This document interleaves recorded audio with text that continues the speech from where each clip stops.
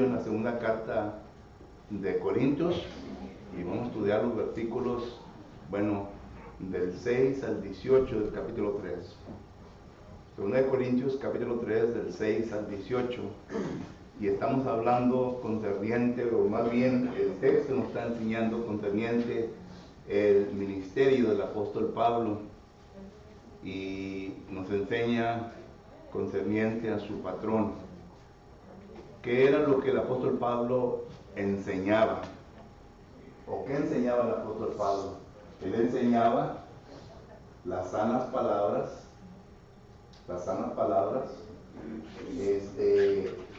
que es concerniente a la palabra de Jesucristo, ¿verdad? Es el ministerio de Pablo,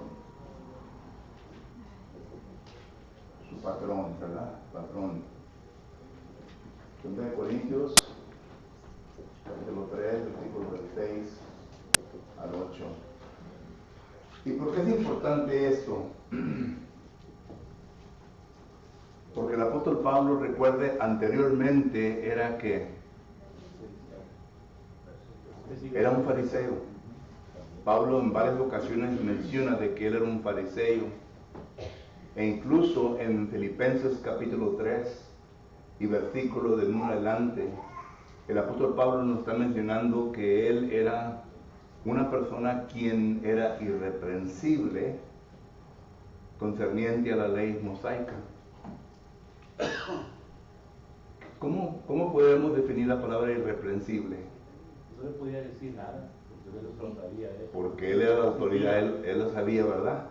Tanta palabra Pablo está diciendo concerniente a la ley mosaica, nadie me puede enseñar nada porque yo lo he entendido, lo he comprendido y lo sé completamente lo que la ley nos enseña. Y claro, ¿verdad? Que el apóstol Pablo llegó a este punto porque él estudió bajo un judío venerado por los judíos, ¿verdad? Gamaliel. Hechos capítulo 22 y versículo 4 nos dice que el apóstol Pablo estudió bajo los pies de Gamaliel. Esto es cuando el apóstol Pablo está presentando su argumento en contra de los judíos quienes le acusaron de que el apóstol Pablo había introducido gentiles dentro del templo y que le estaban acusando de que el apóstol Pablo realmente no era un hombre que seguía la ley mosaica. Y Pablo entonces, al presentarse ante los judíos, él presenta de que él es un hombre preparado concerniente a la ley mosaica. Solo que todo esto lo miramos nosotros que concerniente al apóstol Pablo fue un hombre que fue educado bajo los pies de Gamaliel, fue un hombre que fue irreprensible concerniente a la ley mosaica. Entonces miramos nosotros que existe la posibilidad de que el apóstol Pablo pudiera haber hecho lo que hicieron los judaizantes. Los judaizantes,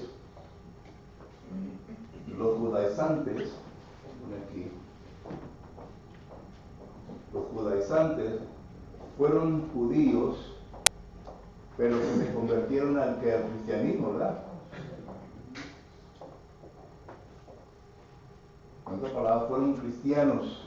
Esto lo miramos en Hechos capítulo 15, versículo 1 y versículo 5. Entonces el apóstol Pablo muy fácil pudo haber convertido a un judaizante, uno que vino a unir la ley mosaica con la ley de Cristo y decir que era necesario que se hicieran varias cosas que todavía el Antiguo Testamento enseñaba. El versículo 5 nos enseña, ¿verdad?, que eran judíos creyentes en Cristo Jesús. Pero, ¿cuál fue la diferencia de estos judíos, estos judaizantes y el apóstol Pablo? ¿Cuál fue la diferencia entre ellos? Pablo fue elegido por Cristo. Ok. Fue elegido por Cristo. Además, también cuando vamos nosotros a Gálatas capítulo 2 y versículo del 13 en adelante, ahí nos damos cuenta que el apóstol Pablo fue instruido por ¿quién? Bueno, eso lo vimos concerniente a la ley mosaica, pero Espíritu Santo viene a reprogramar al apóstol Pablo. Es decir, el Espíritu Santo, por espacio de ¿qué? De 2 años en el monte Arabia, viene a enseñarle al apóstol Pablo concerniente a la doctrina de Jesucristo. Porque Hechos capítulo 9 miramos nosotros en donde el Señor los coge a él, es decir, al apóstol Pablo, para que sea un instrumento útil en el ministerio que Dios quiere desarrollar entre varios grupos, ¿verdad? Hechos capítulo 9, versículo 15, dice que Jesucristo los cogió para que fuese él un ministro competente en la enseñanza de la palabra del Señor a los judíos, pero a los reyes y a los gentiles, 3 grupos que Jesucristo quería que el apóstol Pablo enseñase a estos 3 grupos. ¿Y por qué escogió a él? Pues era un hombre competente, era un hombre inteligente, un hombre preparado. ¿Mande? Sí. Entonces lo escoge a él, ¿verdad? Hechos capítulo 9, versículo 15 habla de esto. Entonces, al escogerlo, pues nuestro Señor Jesucristo no nomás lo va a soltar y lo va a dejar ir en hacer lo que él tiene que hacer sin ninguna preparación. Dios entonces lo aparta y el Espíritu Santo lo viene a reprogramar, es decir, le viene a enseñar completamente todo lo que tiene que aprender concerniente al cristianismo, concerniente a la ley del Señor, a la ley de la libertad, Santiago capítulo 1, versículo 25. Y esto lo miramos nosotros, que cada vez que el apóstol Pablo da un mandamiento, dice, ¿como lo aprendí de quién? Del Señor. Usted leía cuando el apóstol Pablo habla de mandamientos concretos concernientes a la adoración, dice, como lo he aprendido de quién? Del Señor. Cuando habla de hacer al Señor, dice, como lo he aprendido de quién? Del Señor. Cuando habla de la ofrenda, lo que he aprendido del Señor. Solo que Pablo entonces nos da a entender que él vino a ser reprogramado para poder aprender la ley de Cristo y poder enseñarla correctamente. Aparte de esto, el apóstol Pablo es un apóstol y era inspirado por el Espíritu Santo. Y la inspiración sobre el apóstol Pablo lo hizo que viniera a comunicar de una manera en donde no hubiera error en las comunicaciones concerniente a la enseñanza del Señor. Y esto lo podemos mirar en la segunda carta de los Corintios capítulo 2, donde dice el apóstol Pablo que no soy yo apóstol también, que no tengo yo el Espíritu del Señor en mí. Y claro, ¿verdad? Que miramos nosotros varios otros versículos donde habla de esto, solo que entonces miramos nosotros que el apóstol Pablo, esta es la diferencia entre el apóstol Pablo y los judaizantes. Los judaizantes nunca pudieron quitar el velo sobre encima de ellos. Y esto es lo que este texto nos está comunicando, estos versículos de aquí. Estos versículos de aquí nos están dando un contraste entre el Antiguo Testamento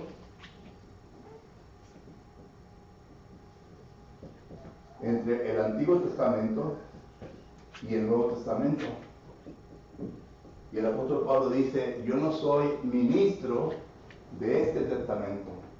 Y esta es constantemente la lucha y la pelea de hoy en día también, ¿verdad? Con las denominaciones. Ellos vienen y nos enseñan diferentes textos del Antiguo Testamento, pero sabemos bien que el Nuevo Testamento es el cual está en vigor sobre el cristianismo. Y esto es lo que miramos nosotros en los versículos del 6 al 18. Y el apóstol Pablo aquí viene a darnos, ¿verdad?, la diferencia del Antiguo Testamento y el Nuevo Testamento. Pero primeramente déjenme empezar de la siguiente manera. ¿Cuándo empezó el Antiguo Testamento? En Éxodo capítulo 20, versículo 1. ¿Verdad? ¿Cuándo terminó el Antiguo Testamento?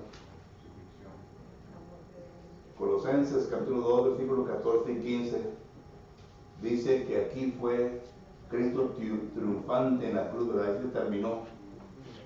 A este periodo de aquí a acá se le llama la dispensación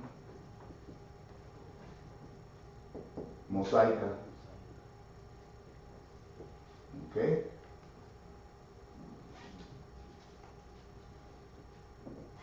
Más o menos las fechas que estamos hablando aquí es de 1491.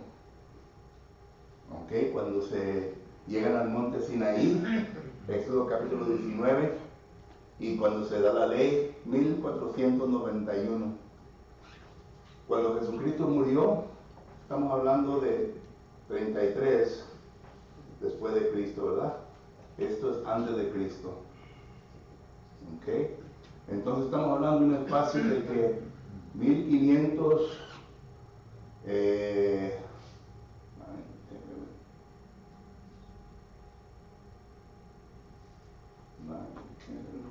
24.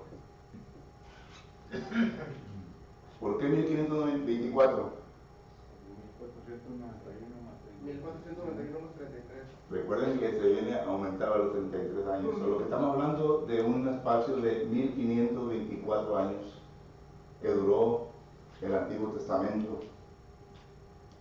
Pero noten lo que dice el apóstol Pablo, entonces ahí lo tenemos, ¿verdad? Y claro que otros versículos, por ejemplo, Juan, capítulo 19, versículo 30 y 31, donde dice consumado es, o sea que ahí se terminó.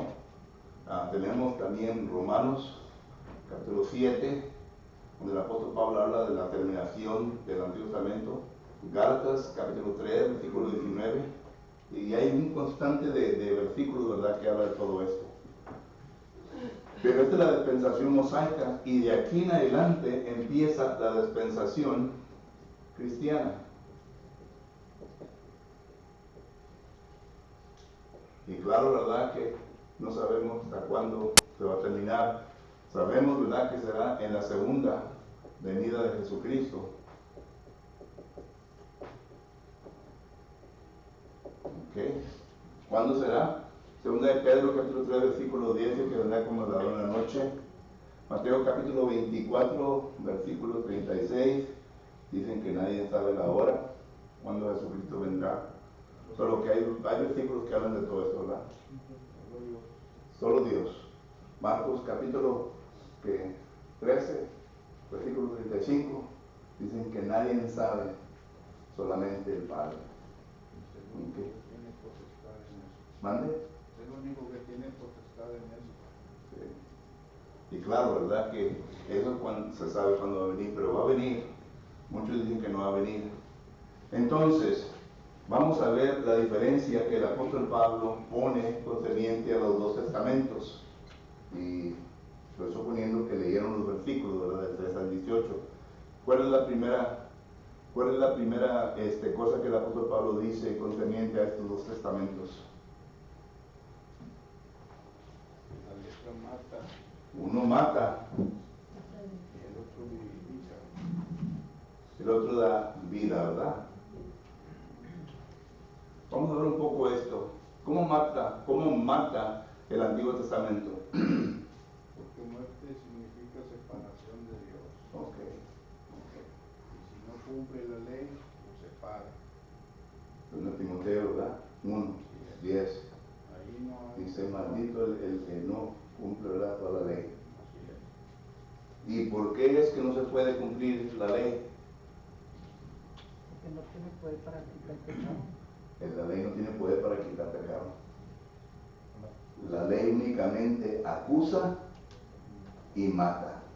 Es todo. La ley únicamente apunta a decirte que eres pecador, pero no tiene ningún poder para poder justificar. El apóstol Pablo ahí dice, ¿verdad?, que la ley antigua que mata, pero la ley nueva que justifica, ¿verdad? Usa la palabra justificar. El Antiguo Testamento no puede justificar a ninguna persona. Y esto lo podemos ver nosotros en Hebreos capítulo 10, del 1 al 4, donde dice que la ley no quita el pecado, no puede justificar al ser humano. Entonces la diferencia, si uno vive bajo el Antiguo Testamento, es una persona que es un pecador y se habrá de quedar como pecador, porque nunca podrá encontrar justificación en la antigua ley. E incluso, alguien lea Hebreos capítulo 10, versículos 39 y 40, y note lo que el autor nos está diciendo concerniente a los héroes, de quien acaba de hablar en el capítulo 11. Los héroes del Antiguo Testamento, Hebreos capítulo 11, versículos 39 y 40, ¿qué es lo que dice? Proveyendo Dios alguna cosa mejor para nosotros, para que no fuésemos hechos perfeccionados aparte de nosotros. Proveyendo Dios alguna cosa mejor para nosotros, para que no fuesen ellos perfeccionados aparte de nosotros. Ok, ¿quiénes son ellos? Los héroes de la fe de quien acaban de hablar. Para que no sean, ¿qué? Perfeccionados aparte de nosotros. Eso quiere decir de que en Cristo Jesús es donde se encuentra la perfección, es donde se encuentra la vida en Cristo Jesús. El Antiguo Testamento no puede haber perfección, no puede haber justificación. Por lo que entonces la primera cosa que miramos nosotros concerniente al contraste de la vida del Antiguo Testamento y el Nuevo Testamento. Segundo, ¿qué miramos?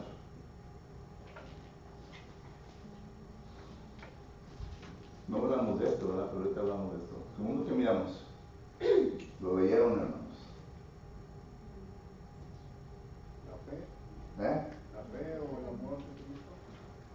Dice que esta tiene una gloria que esto es glorioso, ¿verdad? Habla de la gloria. Esta gloria habla de qué? De terminarse, ¿verdad? Pero esta gloria dice que no se va a determinar, ¿verdad? En otras palabras, vivirá para siempre. Recuerden que Jesucristo dijo concerniente a las palabras de Él, digo, mis palabras, ¿qué? Nunca pasarán. Siempre habrán de continuar. Pero esto sí va a terminar. Y esto se terminó cuando Jesucristo murió. Y no es algo que no se había mencionado en el Antiguo Testamento, porque en Jeremías capítulo 31, del versículo 31 al 34, ¿qué es lo que dice? Nos habla de un segundo pacto, ¿verdad? Nos habla del segundo pacto. Ya Dios le anunció al pueblo de Israel que debe de venir un mejor pacto. Y esto lo viene acá a decir el escritor a los Hebreos capítulo 8, versículo 10 en adelante. Usa el mismo texto de Jeremías, pero ya con aplicación al Nuevo Testamento, que iba a ser uno mucho más mejor.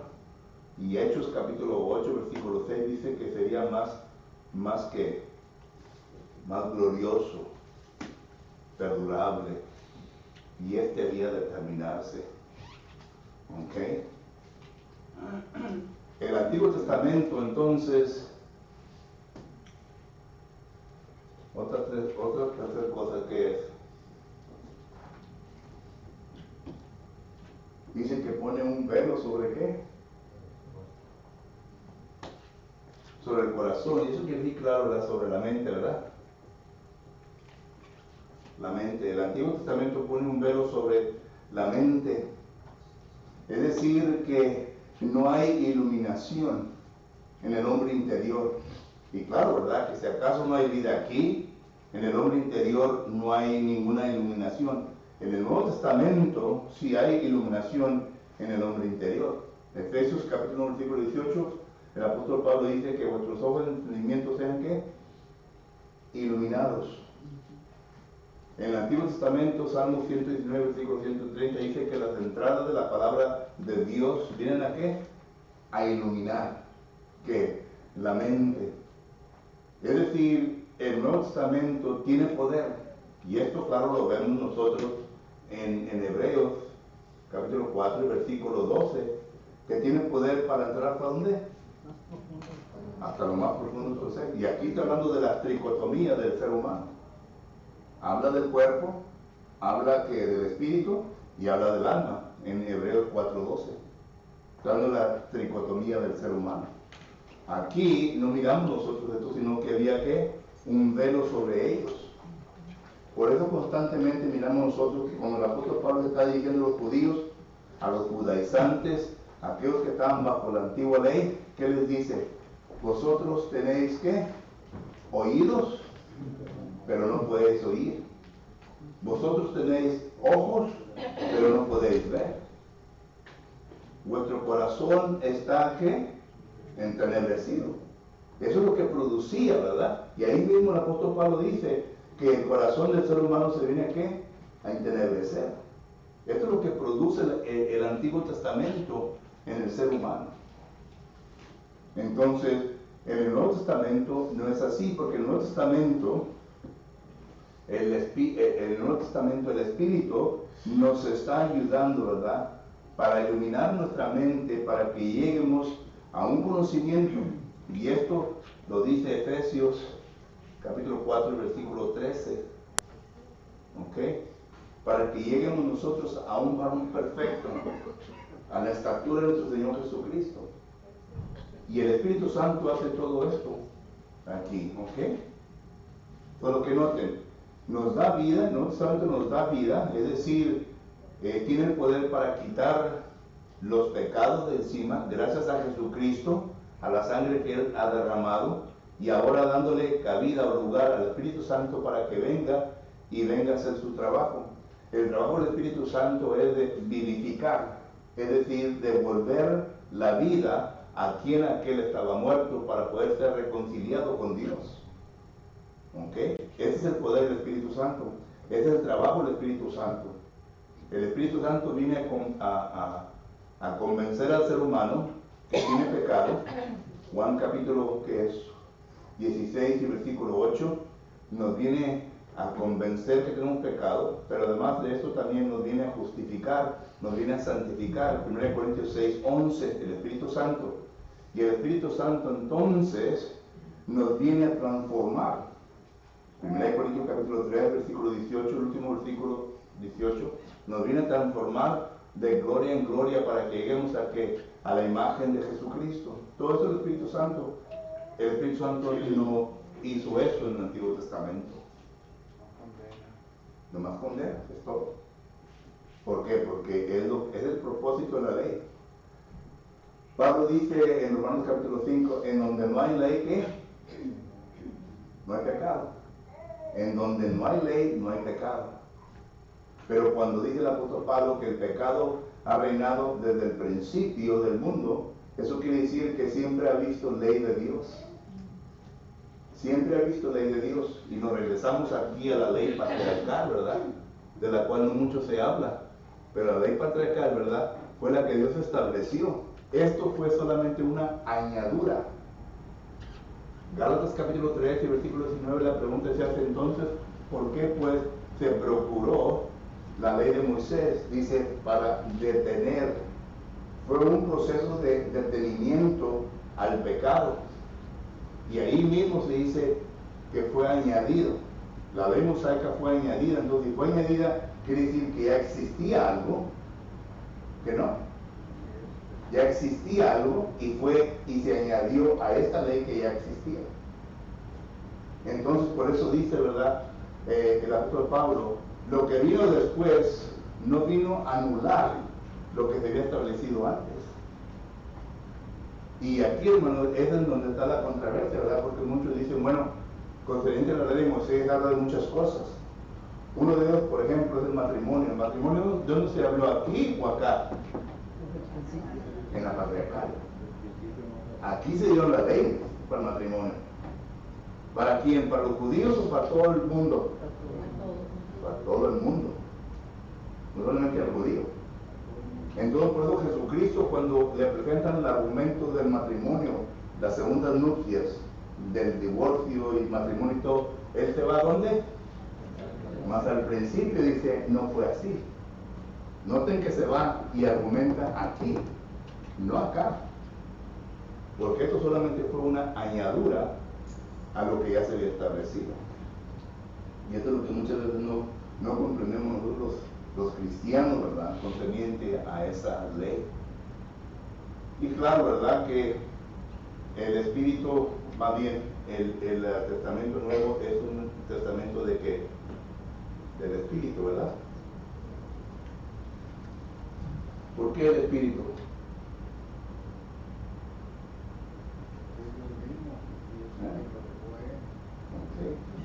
¿Qué comparación usa acá?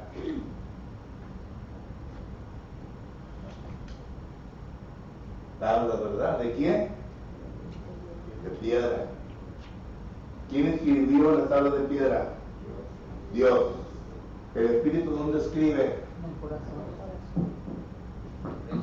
Del ser humano.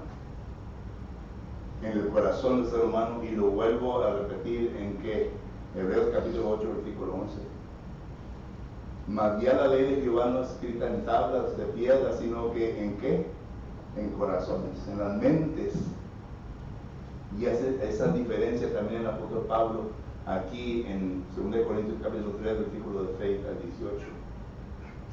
Solo que entonces esto de aquí son las sanas palabras. Esta es la doctrina de Cristo. Gálatas capítulo 6 y versículo 2. Esta es la doctrina de Cristo. Esto es lo que Jesucristo ha dejado. Y no seguimos esto de aquí. Para nuestra ¿Vale? amonestación y enseñanza nada más. ¿Vale? Para nuestra amonestación, para que aprendamos. Sí. Como ejemplo. Sí. El que vive y el que enseña y se somete al Antiguo Testamento, tiene que ir a reunirse ¿dónde? Bueno, también en un tabernáculo, ¿verdad? Un tabernáculo. En un tabernáculo en donde la persona lleva su, ¿qué? Su ofrenda. Y el Levítico capítulo 1, capítulo del 1 al 7 habla las diferentes cosas que puede traer la persona si acaso se encuentra en diferentes estados. Por ejemplo, un pobre que solamente le requería llevar 2 palomitas, ¿verdad? Es lo que llevó Jesucristo, ¿verdad? Pero hay requisitos para los demás, por lo que entonces todo esto, ¿verdad? El que vive aquí bajo este testamento tiene que traer ¿qué? Los diezmos, ¿verdad? Levítico capítulo 27, versículo del 27 en adelante habla de los diezmos. Números capítulo 18 habla de los diezmos, otros textos que eran los diezmos. Pero todo esto, ¿verdad? Era solamente para quién. Si alguien lea Salmos capítulo 147, versículos 19 y 20. Salmos 147, versículos 19 y 20. ¿Qué dice?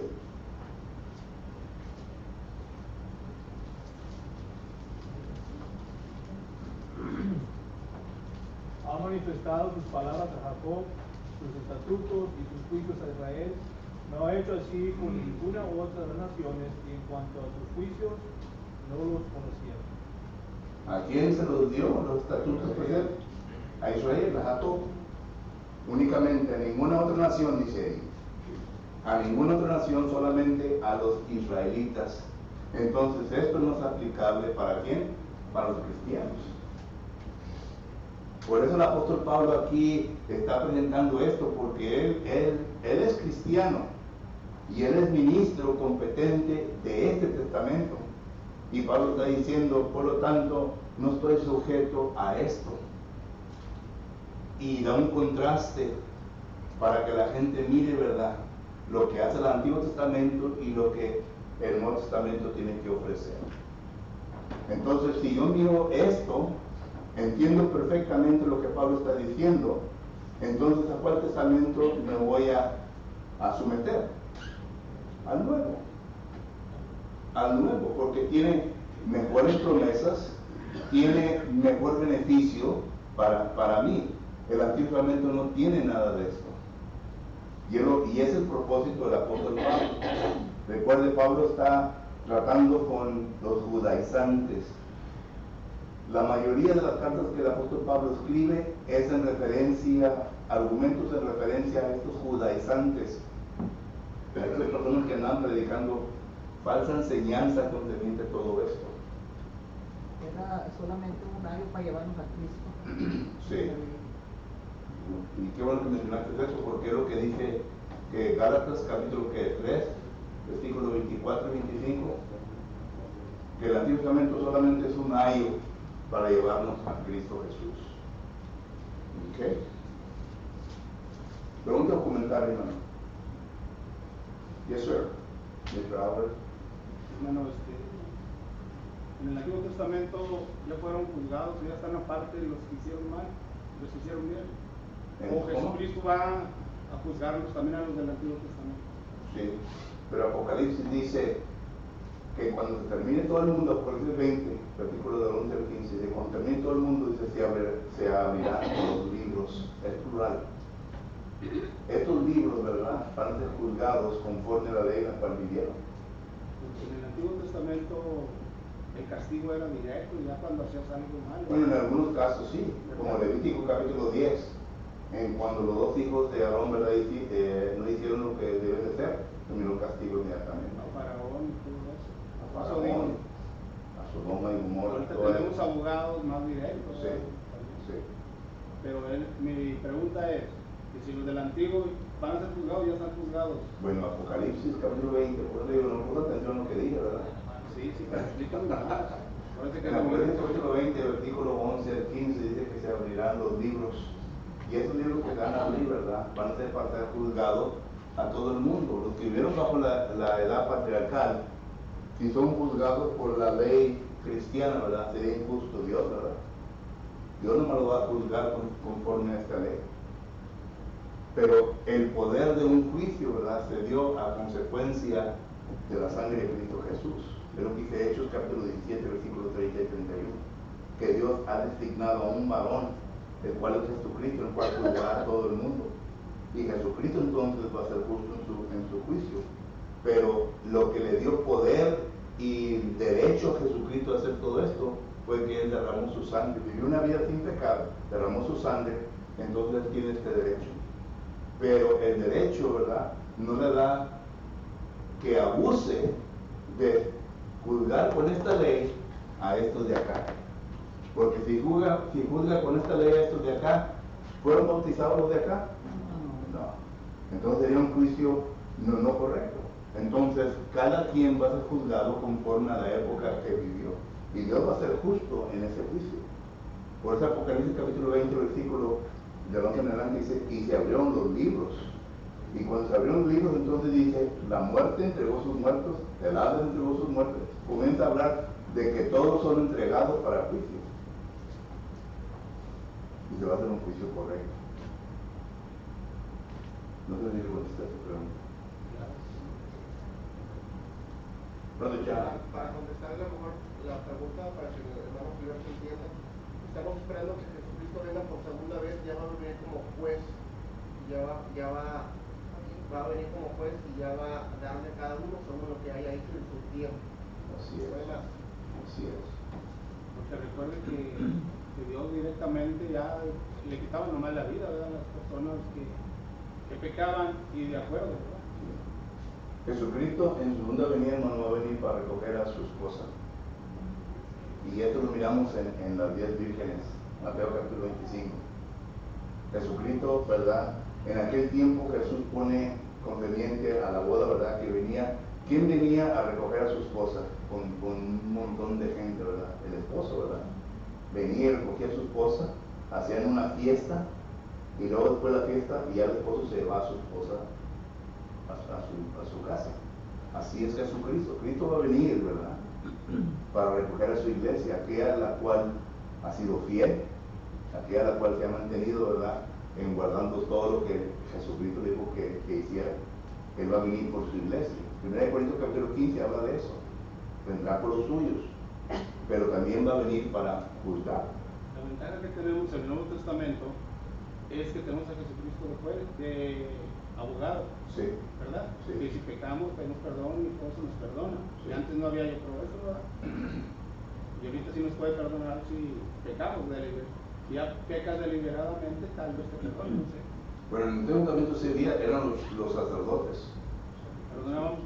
Eran los sacerdotes que uno llevaba los sacrificios, ¿verdad?, para que fueran sacrificados para perdonar sus pecados.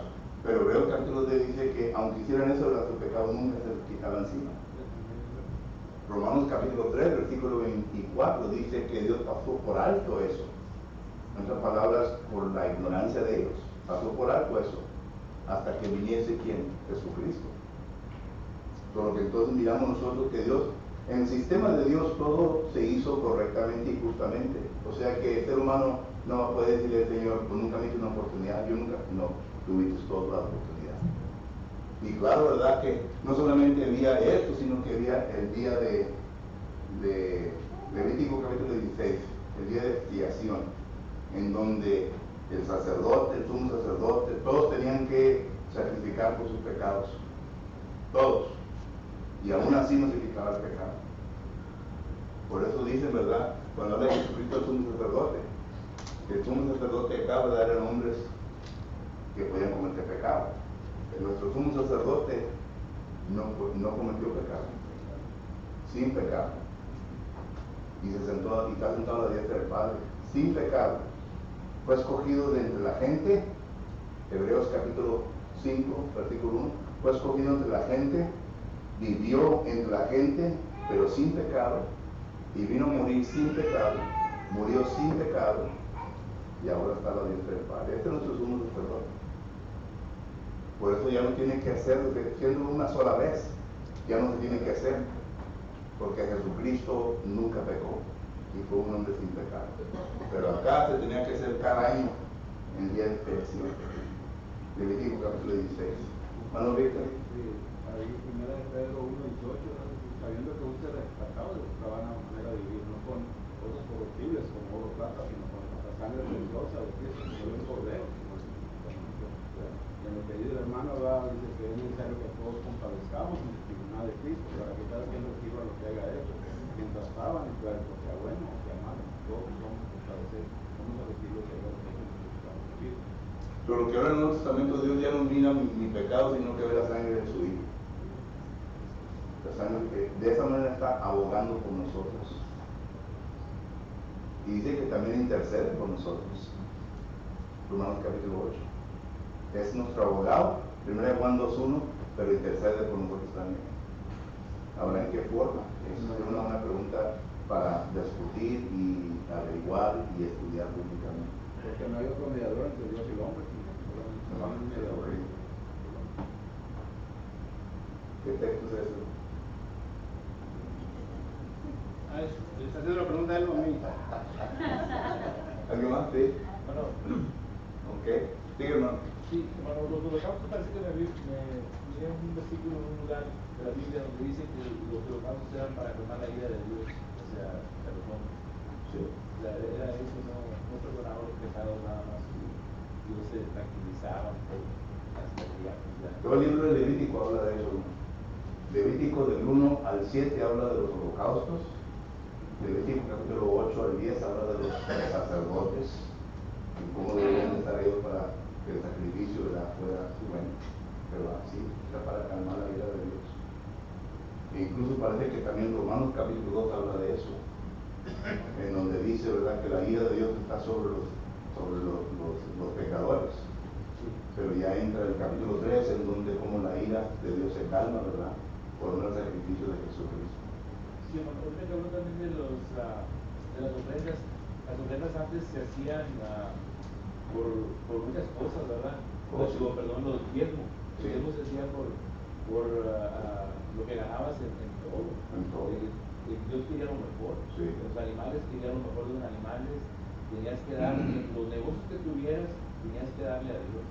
Como dijimos la última vez, las ofrendas caen bajo las siguientes categorías: voluntarias, bueno, las obligatorias, que eran los días, ¿verdad? Las voluntarias, y luego las que tenían que dar de todo lo que tenían. Pero una vez al año nada más. Sí, bueno, tenían que dar Una vez al año. de los levíticos, sí, Una vez al año. pero las ofrendas voluntarias, las ofrendas del diezmo, ¿verdad?, era cada vez que eran obligados. Eran ofrendas y era diezmo. Sí, eran ofrendas voluntarias. Y las primicias también. El Levítico decía. Ofrendas y diezmo. Y el diezmo era. Bueno, podemos catalogar en tres categorías, ¿verdad? obligatorias, los diezmos y las primicias. Y porque ahí cae el sembrado, el ganado, etc. De todo. Levítico 27 habla de eso. Por eso dije la última vez, ¿verdad?, que hablando del diezmo en el Antiguo Testamento, los judíos daban del 10 al 50%. No eran solamente el diezmo, sino que del 10 al 50%. O sea que por la razón que lo mencionaba yo, es que hay que analizarlo, ¿verdad? Porque a veces somos todos, ¿verdad? No queremos darle a Dios, ¿verdad? Entonces ahí vemos que debemos de darle el hijo de Cristo a César, porque es César. Pues, y eso fue lo que hizo la viuda de Dios. Sí. La viuda de Dios el 100%. Lo maravilloso que vemos en la nueva ley es que Dios tuvo que ser Cristo, no vino a abrogar la ley sino a cumplirla para poder quitarla, y había salvos en el Antiguo Testamento si morían creyendo que un día iba a venir un Salvador. Por eso había no iban a ser perfeccionados ellos antes que nosotros. Todos, aún de los del Antiguo Testamento, tenían esperanza. Sí.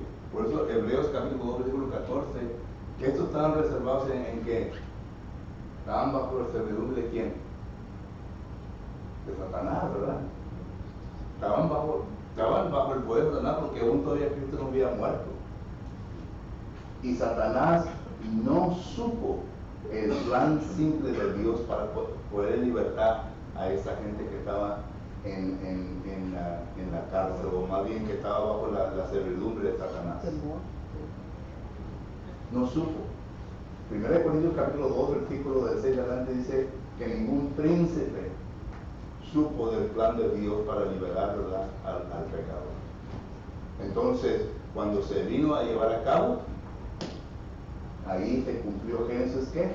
3:15. Entonces, todo esto, digamos, esto se le nombra el esquema de redención, hermano. The scheme of redemption en inglés. Todo esto. Bueno, el tiempo ya me terminó, ¿no? ¿Otra pregunta? Vamos, amigo. Ahí diría que Satanás había cumplido cuando engañó a Eva, ¿verdad? Pero ¿qué pasa en Génesis 3:15? Ya es cuando se dio cuenta que... Sí, pues una profecía, ¿verdad? Que es lo que iba a pasar, pero Jesús iba a ser victorioso. Y Apocalipsis capítulo 19 habla de esa victoria. Apocalipsis 19. Ok, bueno, el tiempo ya se terminó, hermanos, gracias. Y no tuvimos tiempo para contestar las preguntas.